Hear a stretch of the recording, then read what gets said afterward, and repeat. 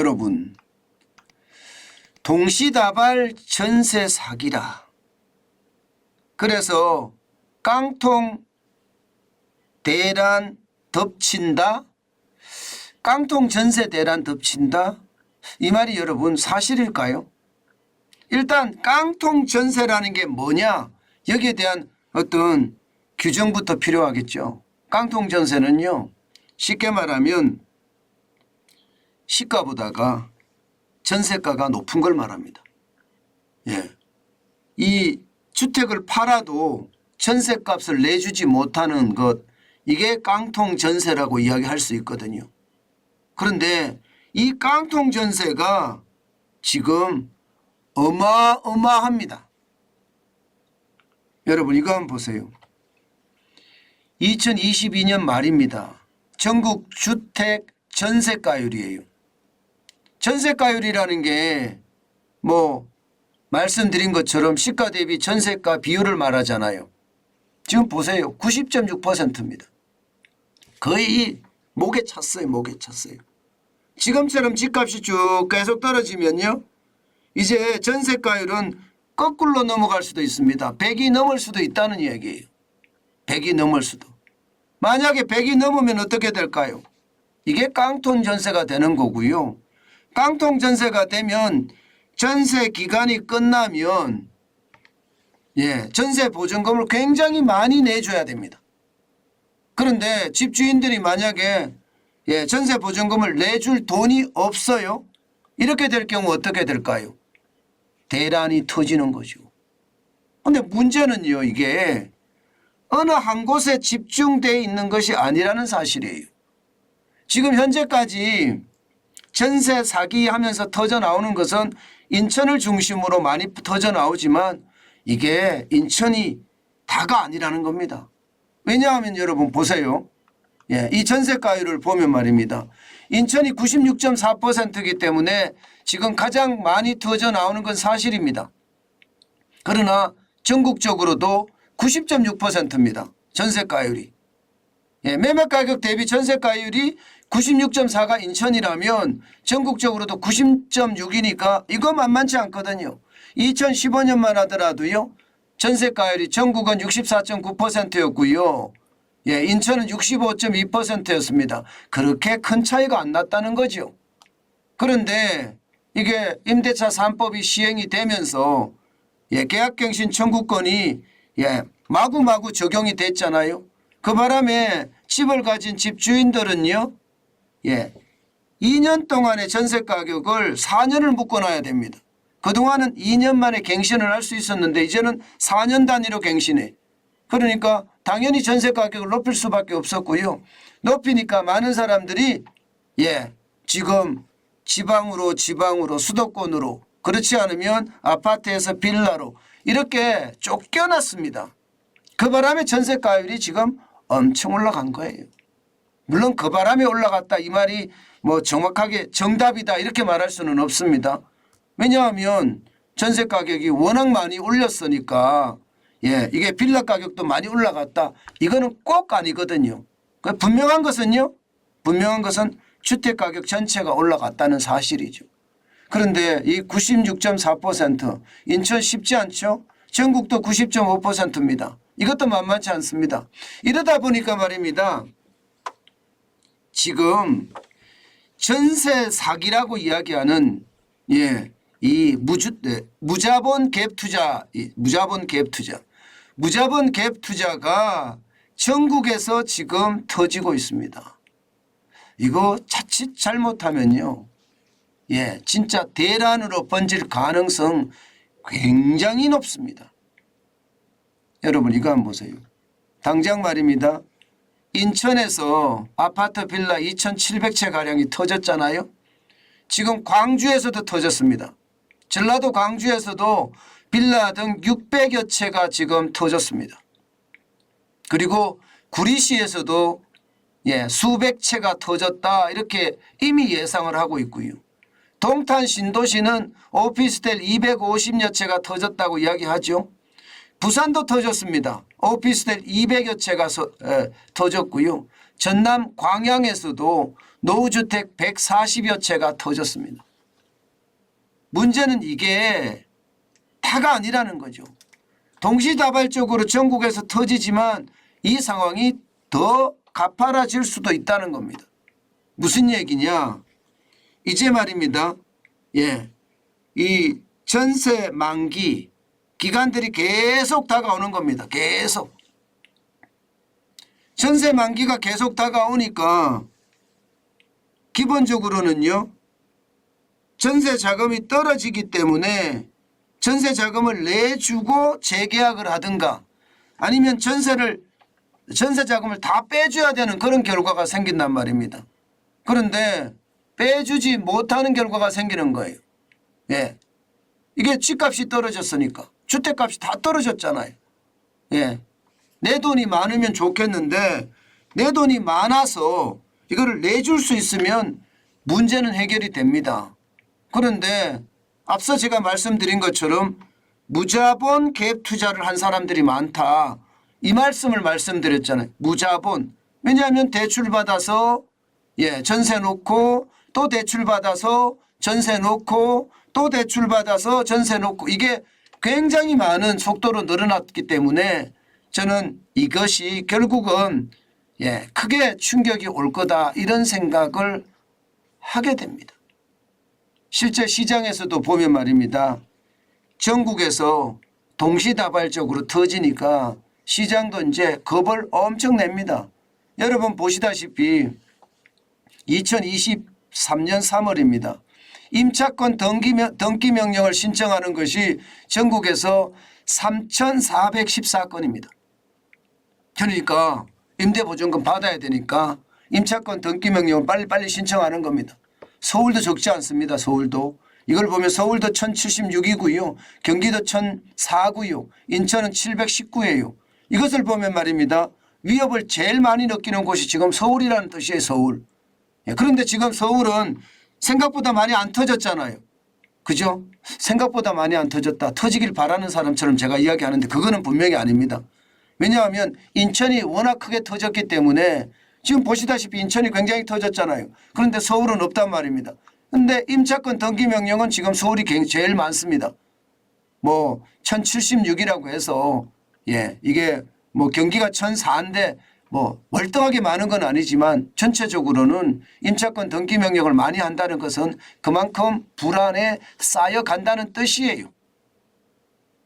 결국 말입니다.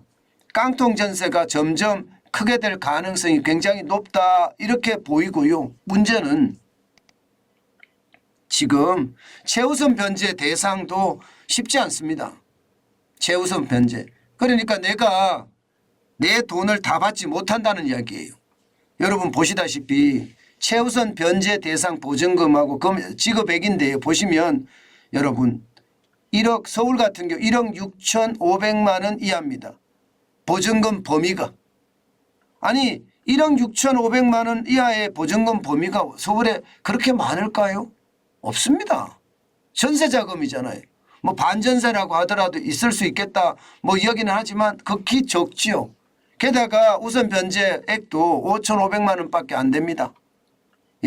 인천이나 과밀 억제권역이나 혹은 용인, 화성, 김포, 세종시 같은 경우도 1억 4,500만 원 이하거든요. 4,800만 원밖에 안 해주고요. 광주시나 지방 같은 경우 8,500만 원 이하인데 2,800만 원. 그 외 지역은 7,500만 원 이하 2,500만 원만 해주게 되어 있습니다.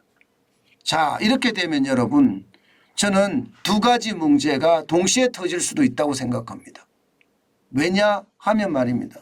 여러분 가계부채가 장난이 아니잖아요. 가계부채가. 전세 사시는 분들 뭐 집을 가진 사람들도 마찬가지겠지만 가계부채 없는 사람이 없습니다. 2022년 4분기 기준으로 보면 1860조나 되니까 이게 가계부채 없는 사람이 없거든요. 그런데 전세자금까지 뛰어나갑니다. 그러면 안 그래도 돈이 없어서 지금 소비를 못하는 실정인데 이게 전세자금까지 떼인다. 이게 여러분 많은 사람들이 극단적인 선택을 하는 이유거든요. 문제는 이 가계부채의 어떤 상황과 부딪히잖아요. 지금 대출 만기 연장 같은 경우도 133조 3천억 원이 지금 연기되어 있는 상태잖아요. 이 상태에서 지금 전세 자금의 어떤 문제 이것까지 겹쳐서 전국에서 동시에 이렇게 일어나게 되면요. 저는 진짜 무서운 게 올 수도 있다고 생각을 합니다. 이게 사인 간의 거래잖아요. 전세라는 게 여러분도 알다시피 집주인하고 세입자하고 거래입니다. 이 사인 간의 거래이기 때문에 정부가 개입하는 것도 한계가 있습니다. 지금 말입니다. 윤석열 대통령이 경매 멈춰라 그렇게 이야기했지만 뭐 이미 추심으로 넘어가서 경매가 계속 진행되는 것은 어쩔 수 없거든요. 이게 사인 간의 거래를 정부가 들어가서 막아라. 참 어렵거든요. 이것을 해결할 수 있는 방법은 제가 봐서는 특별하게 방법이 없습니다. 그렇기 때문에 최소한의 법적 장치, 뭐 특별법이라고 이야기하겠죠. 특별법을 마련해서 만약에 할 수 있다면 하는 건데 이것도 말입니다. 나중에 헌법 소원을 하면 민법에 어긋날 수도 있거든요. 그래서 정부도 지금 굉장히 골머리를 앓고 있는 거예요. 우선 변제권을 주겠다. 앞서 우선 변제권이라는 게 여러분에게 말씀드렸지만 그렇게 큰 금액이 아니고 게다가 최대 보증금 금액도 거기 안에 들어가는 데가 극히 드뭅니다. 아마 이 부분을 법제와 특별법으로 만들 수 있을지 모르겠어요. 그렇지만 전체적으로는 딱히 제어할 방법이 그렇게 많지가 않다. 그렇게 되면 가계부채하고 맞물렸을 때 시장에 오는 충격은 저는 엄청나다고 생각을 합니다. 제가 깡통 전세 대란 덮친다고 했는데요. 이게 바로 깡통 전세 대란입니다. 이거 덮치면 인정사정 없습니다. 정부가 이 문제를 절대로 가볍게 봐서는 안 돼요. 사인 간의 거래이기 때문에 정부가 개입할 수 없다. 물론 맞는 이야기입니다. 그러나 방법을 찾아야 됩니다. 이거 방법을 찾지 않고 그냥 계속 방치를 하잖아요. 그러면 그 충격은요. 지금 전세 사기에서 끝나는 것이 아니라 전세 전체로 번지고요. 이 전세 전체로 번졌을 때 그 상황은 금융 대란으로도 겹칠 수가 있습니다. 늘 제가 말씀을 드렸죠. 위기라는 것은 똑같은 원인을 가지고 오지는 않는다. 왜냐하면 우리가 외환위기를 겪었을 때 지금 외환에 대해서는 굉장히 튼튼히 방비하고 있잖아요. 한번 위기를 겪었으니까 거기에 위기를 안 겪으려고 굉장히 노력을 하거든요. 글로벌 금융위기 때도 마찬가지입니다. 서브프라임 모기지가 문제가 생겼었잖아요. 그러니까 이거는 해외발입니다. 해외발. 여기에 대한 또 방비책도 많이 만들었습니다. 그런데 지금 깡통 전세에 대한 어떤 문제는 터지면 이거는요. 아직까지 방비책이 없었기 때문에 이만큼 온 거거든요. 이게 전국에서 동시다발로 터지기 시작을 했고요. 이게 지금 다른 것과 맞물린다면 저는 사정이 굉장히 크다고 생각합니다. 여러분 회색 코뿔소라는 이야기 제가 말씀 많이 드렸죠. 우리가 뻔히 보고 있으면서도 피하지 못해서 뒤집히는 게 회색 코뿔소다. 코뿔소가 워낙 힘이 강하니까 뛰어오는 걸 보여요. 피하고 싶어요. 그러나 워낙 거대하게 돌진해 오니까 내가 피할 수가 없어서 뒤집어진다는 이야기거든요. 이게 회색 코뿔소입니다. 블랙스완은 우리가 알지 못하는 위기가 우리에게 다가오는 거고요. 마치 말입니다. 은행에서 미국에서 은행 위기가 터진 거 이거 블랙스완으로 봐야 되거든요. 그런데 우리는 부채에 대한 폭발이 올 거라는 걸 이미 알고 있습니다. 이게 회색 코뿔소거든요. 근데 부채에 대한 위기가 이 전세 사기로 인해서 터질 거라고 누가 생각하겠습니까? 터질 수도 있다고 생각을 할 수도 있다는 게 무섭죠. 저는 계속 제가 보면서 야, 이거 잘못 대응하면 시장 전체 위험이 굉장히 커지겠구나. 예, 자칫 잘못하면 회색 코뿔소라는 경제적 이론이 현실이 될 가능성도 높아지겠구나. 저는 그런 생각도 지금 많이 하고 있습니다. 다시 말해서 부채 폭발이 일어날 수 있다는 이야기죠. 시간이 문제지 부채 폭발은 제가 여러분들에게 계속 말씀드렸던 그런 사안 중에 하나입니다. 그런데 그 사안이 지금 생각보다 심각하게 커지고 있다. 이게 여러분 가계신용에 지금 1860조라는 이 빚 이게 늘어난 게 말입니다. 2017년 2분기만 하더라도 1388조 3천억 원이었잖아요. 문재인 정부 때 480조 1천억 원이 늘어났습니다. 이게 전세자금하고 맞물리면 저는 감당 불가라고 생각합니다. 왜냐하면 이 가계부채 안에는 전세자금 보증금은 들어가 있지 않거든요. 전세자금 대출은 들어가 있습니다. 그러나 이게 은행에서 대출 받지 않고 본인이 돈이 있어서 전세 보증금을 준 것은 포함이 안 돼 있습니다. 만약에 그것까지 포함을 할 때는 시장의 충격이 저는 그 어느 때보다 커진다. 그래서 정부가 단순하게 시장을 볼 것이 아니라 아주 강력하게 시장을 봐야 된다. 그리고 적극적으로 봐야 된다. 저는 그 말씀 꼭 드리고 싶습니다. 지금 전세자금을 포함할 경우에는요 굉장히 크거든요. 그래서 더 위협적이다. 이렇게 저는 생각합니다. 여러분 시장은 진짜 많이 변하지만 그 변화의 속도 와중에 우리가 어떻게 대응할지도 반드시 여러분 준비를 해 가야 된다는 거 아마 아실 겁니다. 지금 예상했던 것보다가 큰 위기가 몰려오고 있는 것은 아닐까 그런 생각도 저는 해봅니다.